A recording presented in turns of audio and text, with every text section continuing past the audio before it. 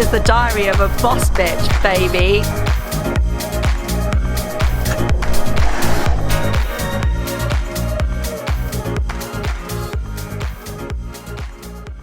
Hello, Heather. Hello, Anne-Marie. How are we doing? We're good. We're back again.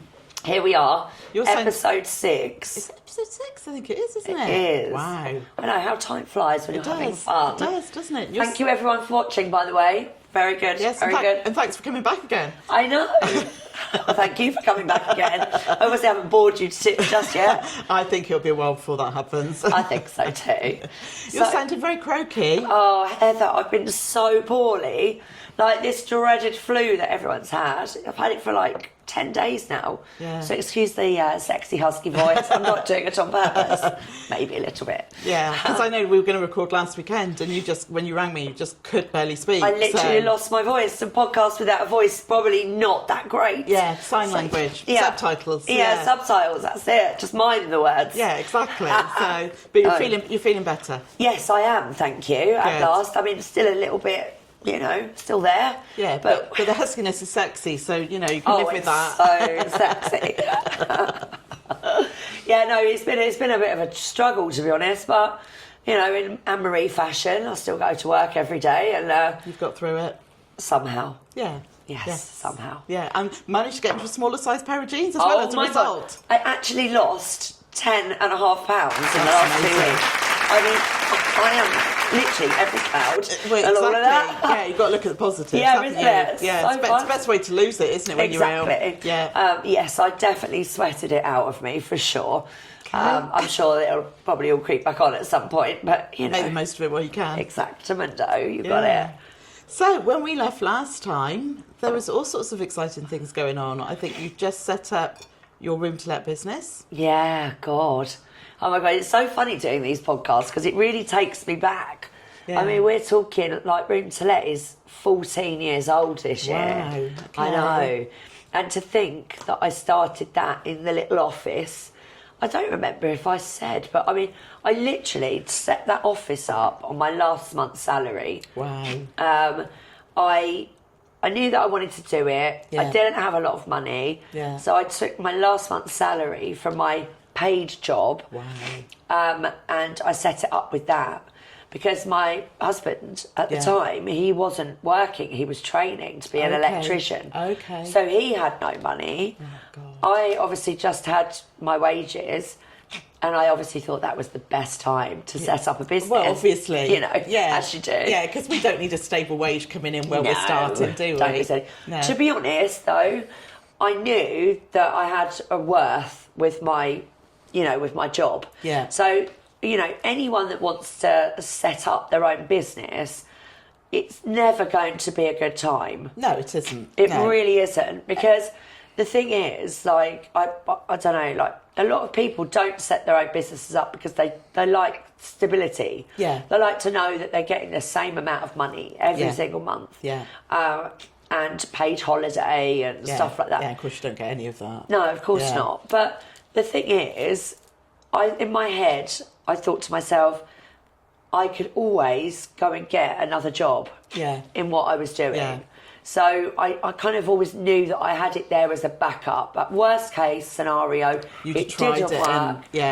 But I would be able to go and get another job doing what I was doing before, which was a branch manager of an estate agent. Yeah, and I must admit, that's sort of my philosophy of life. That was my philosophy when I set up my business. Was it really? I would rather have tried it and it failed than look back and regret not trying it later on. Yeah, I mean, do you know what? I think as well as part of this podcast, what I actually want to do is just show people how to set up a business. Yeah. Because a lot of people don't even know the basics. Yeah. And it's not, they've probably got the most amazing idea. They just don't know what to do. Doing it and taking the leap and having the confidence to be able to take that leap. Yeah. Hopefully that would be something I could give back to you lot. Yeah. And actually give you that confidence. But I set it up and I remember I found this little office, 150 quid a month. Wow. Yeah. And I thought, right, I can afford that. And then I thought, well, what am I going to do about desks and furniture? Yeah. So I got the Friday ad, free paper. Yeah. Does that still exist even? I don't know now. Okay. That's, my God, that shows how long ago this was. But I got the Friday ad and I was looking through, like, to try and find desks. It was, like, free to pick up. Okay. And there was a website called Free Cycle. Oh, yeah. And you used to be able to, like, get some free stuff off there. Excuse me. So I got, I think I got my 3 desks, 2 office chairs. Wow. He threw in some filing cabinets, probably felt sorry for me. And actually a picnic bench. Okay, all at the same time. Obviously, I needed a picnic bench for hiring. Yeah, You know. I can just imagine this office with these 3 desks. Oh, This picnic bench in the reception area. Funny. But yeah, it was actually... I managed to get it. I think I managed to get my whole office kitted out for 500 quid. Right. To the point that I couldn't afford a printer to do photocopying on. Oh my So God. I actually bought a fax machine for £10 from the Friday ad. Because a fax machine, So you used to be able to photocopy. Oh, that really awful paper. Yeah, like that little thin, like tracing paper roll. Yeah. But yeah, that was the beginning of Room to Let. Wow. Then I borrowed, because I didn't have quite enough left, but I borrowed £100 off of my friend so I could get a double-page spread in the Friday ad homes section. Oh, okay. So I could be like, ta-da, here we are. Yeah. And did you have properties on the books at that point, or did you then had to go around and source properties? No, yeah. So basically, back then, you used to be able to charge the tenants fees. Yeah. So what I used to do is, they weren't crazy high fees, but I think they were like 150 quid a person or something. I thought to myself, I will ring all of the private landlords that have got rooms that they're trying to let. Yeah. And I thought to myself, if I do that and offer to do the initial tenant find for free, then it would mean that we're able to... Actually, excuse my dog's barking, by the way. Hugo, I can see you. So I literally thought to myself, if I ring enough landlords, offer to do it for free the first time, you'll get enough. Yeah. Then hopefully we do such a good job that they'll come back. Yeah.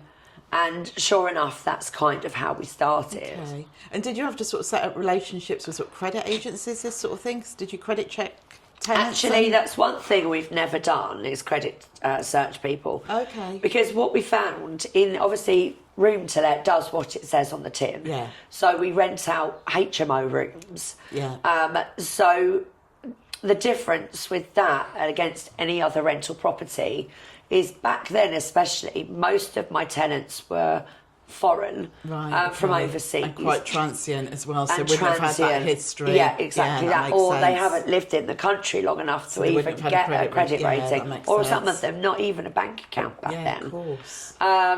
But yeah, it was literally, I remember that one client that I would phone every week, once or twice a week. And he literally got so fed up with me ringing that he was like, fine, look, come and meet me at this house. So off I go and meet him at this house, and it had 9 rooms in it. Oh, wow. And he said, look, I've got some rooms here that I want you to fill. Yeah. You've bugged me for long enough, so I'm going to give you these rooms to fill. And I said, oh, who manages your houses? Okay. And he said, well, I do it. And I said, well, can I do it? Okay. And I said, look, I'll charge you. No, I'm not going to lie. I hadn't even at that point set up a proper fee structure. Wow. For managing a house. You were winging it. Yeah, I was winging it, yeah. And I thought to myself, I know, I'll charge 20 quid a room, flat rate, full or empty, 20 quid a room. So I was thinking, well, that's 180 a month. Yeah. And then I thought, if I get my tenants as well, then I've got 150 quid times 9. Yeah. And then I thought, and I'll charge them a finder's fee of like 75 quid a time. Yeah. So suddenly this house becomes... worth quite a lot of money. Yeah. Well, we did so well with that. He then came back to us and said, do you know what, Anne-Marie? You've done a brilliant job with that, and I'm ready to give you the rest. Wow. And then he gave me 8 other houses. Oh, my God. All between like 7 and 10 beds. Wow. So suddenly... Your little business I had like a 50,000 pounds income a year just from one person. Wow, that's amazing. Right. Now, I have to be honest, just before I got that deal, my husband came to me and said, Anne-Marie, really sorry, but you've been going for like 3 or 4 months now, and we really can't afford to do this anymore. I mean, we were at the point, Heather, that he was doing his electrical course. He'd started to do a bit of work on site, and there was loads of like cable over that he was able to take. Okay. And we would sit at home on the weekends stripping the cable, the copper out of the cable, so we could go and get money to pay our rent. Wow. You know, like we were so on our arse that we literally had no money. I was trying so hard and it just wasn't working. And it's quick enough. disheartening, isn't it? It's so easy to want to give up, isn't it? Those early stages. Yeah, so easy. And again, this was such a learning curve. But a lot of people think you open your business and straight away you're going to earn money. But actually, I think I didn't take any money out of that business for the first year at all. Yeah. Like I literally just gave myself enough to eat, really. Yeah, and people don't realise that, you know, even when you set up, you've still got costs, haven't you? You've still got the office, you've still got the electric in the office, you've still got insurances, you've still got this, that, and you're paying that regardless of whether you're getting an income coming in. Yeah, and exactly. I think people from the outside sometimes don't realise that when you're setting a business, and also obviously advertising to get your name out there. And, do you know, I actually built my website myself. Okay. Self-taught myself. Right.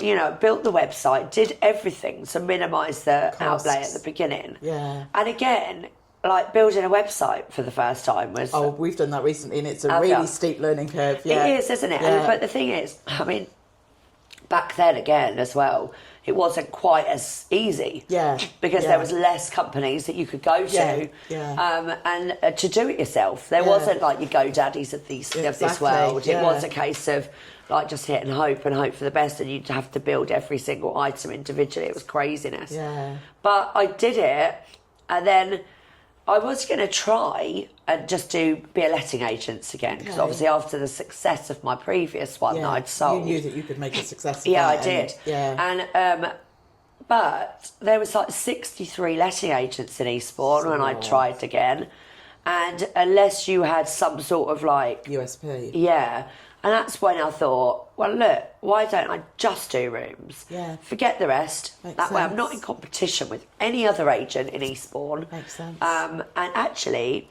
I was the first HMO room-only agency in the country. Wow, that's amazing. Because when I started it, everyone thinks HMO or a room. They think of a dive. DSS. Yeah. I mean, not that there's anything wrong with people being on housing benefit, but people do think of people that aren't working. Yeah, so they're going to be in all day. Just got out of prison. Yeah, they it's just awful. Think you shouldn't. You know, people really shouldn't have this mindset. But more of the rooms were shitholes. Yeah, like they had mattresses, bare mattresses on the floor. Yeah, no actual bed frame. There was blood over the wall. You know, like you get that picture. Shared kitchen full of mouldy dishes. Right. Exactly. And sadly, they do still exist, those type of HMOs, but HMOs, by the way, are houses of multiple occupants. Yeah. So it's the house share. Yeah. So like you were just saying, or it was student houses. Yeah. But what I wanted to try and do was actually change people's perception of what a HMO room might actually look like. Okay. I wanted it to be that you get somewhere nice that you would take your parents to. So a home from home almost. Yeah. So a nice kitchen, a nice bathroom, that type of thing. Yeah. You know, rather than like you just said, mouldy dishes in the sink and like a mattress on the floor. Yeah. And that was what I wanted to do from the beginning. Okay. I wanted to offer amazing quality accommodation. Yeah. But at an all-inclusive rent once a month. So all bills included. Yeah. Wi-Fi included, a cleaner coming in and cleaning the communal areas every week. Yeah. So it meant that the house was always looking nice. Yes. And that, you know, I would attract the working professionals. Yeah, so people that come in to work at the hospitals and the colleges and the universities and as opposed to to students or or social housing. And I just because there wasn't ever a room that you could find that you were guaranteed to be living with other working professionals. Yeah, that's true. There wasn't that in between, was there? No, there wasn't. It was either a flat or a shithole, or a B&B type. Yeah, exactly. Yeah. And so I just, that's how Room to Let really began. Okay. And the guy that gave me all of those houses, those houses were existing student houses. Oh, okay. But he let me smart them up a little bit, put some pictures in the hallways. Just those little tiny touches that make it home. Yeah, exactly. Yeah. It makes a difference. It does. People don't move as much. No, and it's only it's little tiny things that don't necessarily cost a fortune. Yeah. That is a difference between a room, a plain room, and something that's like, I actually want to come home to this. Yeah, exactly. Yeah. So I started off with all of that. And as I progressed, the business obviously progressed as well. Yeah. And then my husband then broke his knee. Oh no. Not great when you're an electrician. No, definitely not. So he actually came in to help answer the phone. Oh, okay. And then ended up we ended up working together for a little bit. Okay. And how was that? Actually, it was good. It was good, but if I'm really honest, it probably was one of our downfalls for sure. Too much time together. It was a lot. I mean, actually, we got on really well, but when things aren't going great, you sometimes need that little bit of space, and work can sometimes give you that space. Definitely. Well, we loved spending time together, but there were times when we went through some awful times. Yeah. I mean, to be honest, one of the worst things back then was I had, as it got busier, I got staff and stuff like that, and I got someone in to manage it. Okay. And then two of them decided it was a great idea to go and set up another room agency in Eastbourne.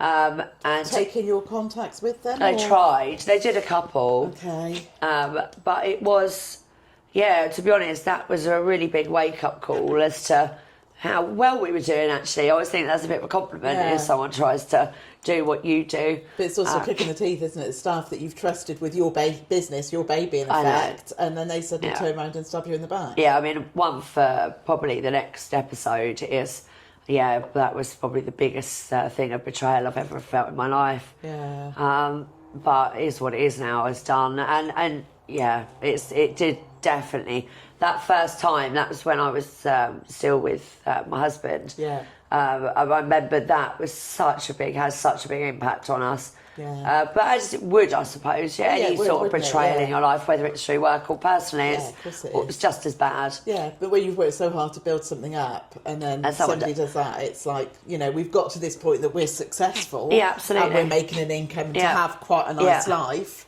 and all of a sudden somebody tries to take that from you. It's it was terrible behaviour. Yeah. It wasn't great, but do you know what? It was more like onwards and upwards, and karma's a bitch. Yeah. Isn't it? It is, yeah. The people will get their comeuppance at some point. Yeah, definitely. And whether that's now or in years to come when they've forgotten all about it. So I know that they'll get looked after like that. And you had quite a lot going on personally as well, didn't you, in your marriage at that point? Because I know you desperately wanted a family, didn't you? So much. Like, we desperately wanted to have a child. And we were trying, and I mean, literally trying. Yeah. It was crazy. I mean, I was peeing on sticks like they were going out of fashion. And just to find the times that you were most fertile and all this sort of thing. Yeah, so I was, monitoring my cycles, and we had, I think, in total, we had 8-9 miscarriages. Oh, Marie. It was heartbreaking. so heartbreaking. Yeah. I mean, because each time you find out you're pregnant, you must. I was so excited. Yeah, you must get your hopes up in the back of your mind. Once you've had one, there must be. Is this going to happen again? Yeah, and the worst thing is I had like 3 on the bounce, 3 months in a row. Oh, no.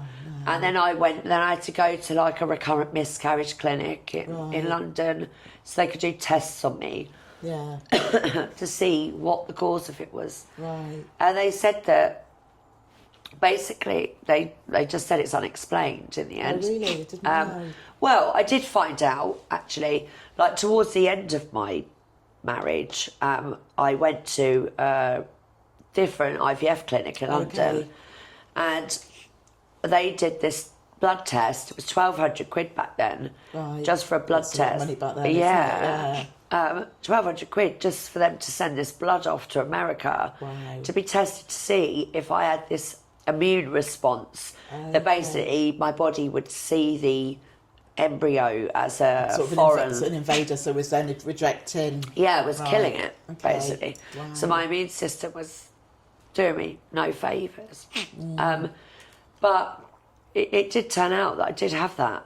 Okay. And then they said you could go in and have a drip of like a protein shake. Okay. In the weirdest way of putting it, he said, and you can have that, you know, pumped in your system once a month for the first 3 months of you trying. So it then fights the... And it will counteract that immune. And then he left me.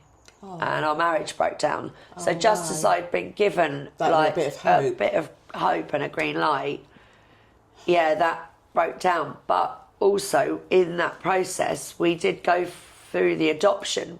Okay.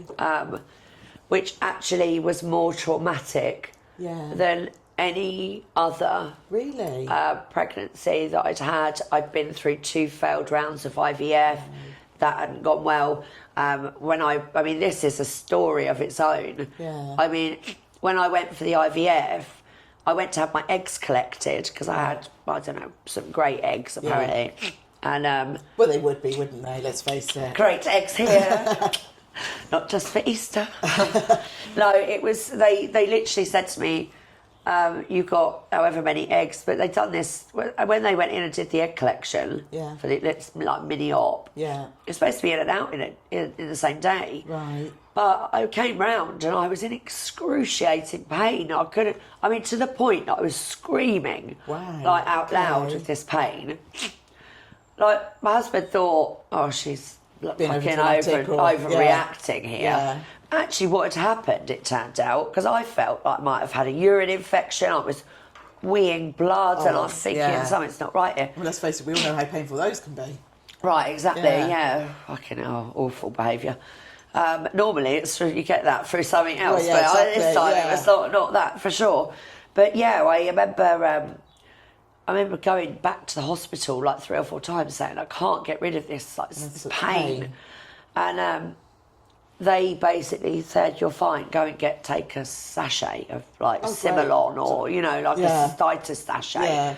And I was like, well, this is great. Anyway, one day I was sat on the couch and I was like, Jesus, I feel ill. And I was sweating like I did last week, to be fair. But I thought, something doesn't feel right. So I rang my doctor on a Sunday. They were open. Wow. I know. God, how times have changed. But it was the walk-in centre at the station in Eastbourne, and they were open 7 days a week. So I rang them, and they got me an phone appointment with the doctor. And I spoke to him about it, and he said, this doesn't sound good. Come in and see me. And I was like, okay. So I rocked up. At the doctor's, he literally took my temperature, took one look at me and said, right, have you got someone with you? And I was like, yeah. And they were like, you need to get them to take you to Hastings Hospital now. Other than that, either that or I'm calling you an ambulance. And I was like, what the fuck? What's going on? He said, your temperature's 40 degrees. You need to go now. Something's not right. So I went straight up to Hastings. Literally, I got put in for an emergency scan, with bloody legs in the air, you know, brilliant. You know your dignity, don't you? Yeah, no dignity here. Puts in the camera, and she went, oh, and I went, what do you mean? That's not a good noise. She went, wait there. I'm thinking, oh yeah, like I've got that in there, I've got my legs in there. Yeah, right. Where else am I going? Right, what is going on? She said, I need to get someone. And I was like, okay. In come like 2 doctors. Like they never come by themselves, do they? No, you know, legs in the air, you've got to have loads looking at you. Yeah, you know, everyone have a good old gander down there. Yeah, like brilliant. But I remember they stood there and they went, well, now we know what's going on. And I was like, right, can someone tell me, please? Apparently they'd given me an internal bleed Right. on the egg collection. Oh my God. And what had happened, I'd got this internal bleed had turned into a clot. Oh Jesus. Which had started to rot. Oh my God. In my body, Sorry, in my pelvis. Yeah, it's awful. Yeah. Awful. It had stuck to all of my internal organs, my intestines, my bowel, my bladder. Everything had stuck to this massive blood clot. Wow. And that's why I was in so much pain, because apparently an internal bleed can actually hurt a lot. And I guess as it was rotting and then growing and all of this sort of... Well, the reason my temperature was so high is because I had sepsis for the first time. First time, because there's another time that I had that. But I literally, and they said that if apparently it started to seal up this clot into, and apparently if I'd have been like a day later, it was that close to sealing, and as soon as it seals, that's it, you're dead. Seriously? Yeah. Wow. And it was, they said, literally you were a day away from us not being able to help you. Thank God for your GP. I bought him a bottle of gin. I'm not surprised. I mean, I rang him and said, you actually saved my life. Yeah. So, I gave him a bottle of gin. And I can't believe the hospital, the sort of specialist hospital, was saying there's nothing wrong. Nothing wrong. You go and get a sachet of cystitis. It just shows we know our own bodies, and if we feel that there's something wrong, you know what? You've got to keep persistent. Yeah. And I just think, we all in our lives take our bodies for granted, I think, don't we?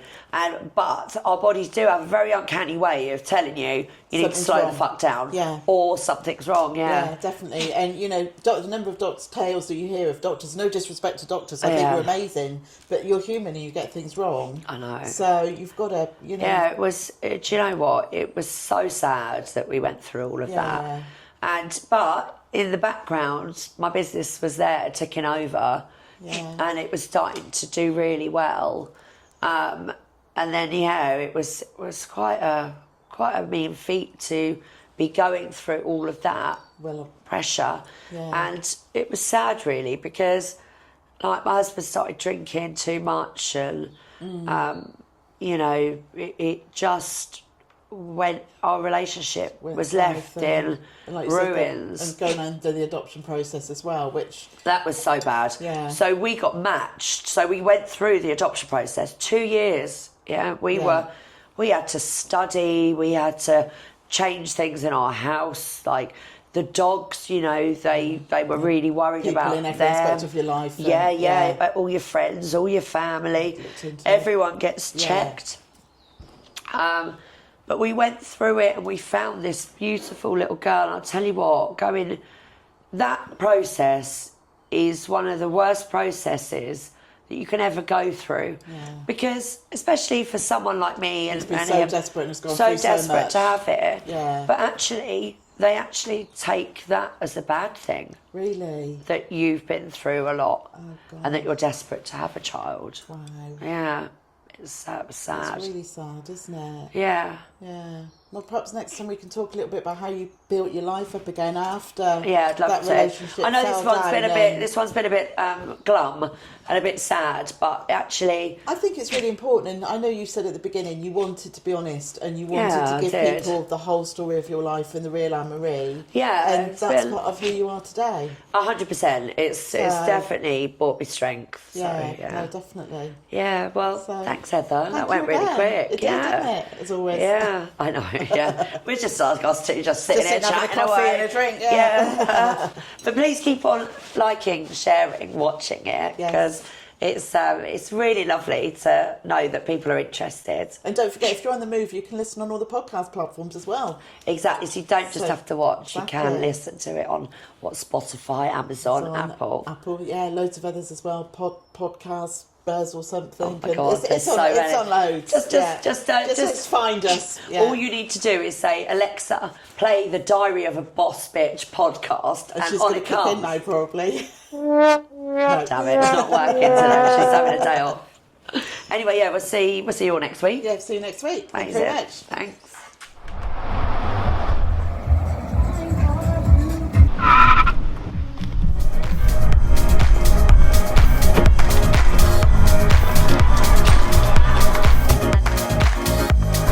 And this is the Diary of a Boss Bitch, baby.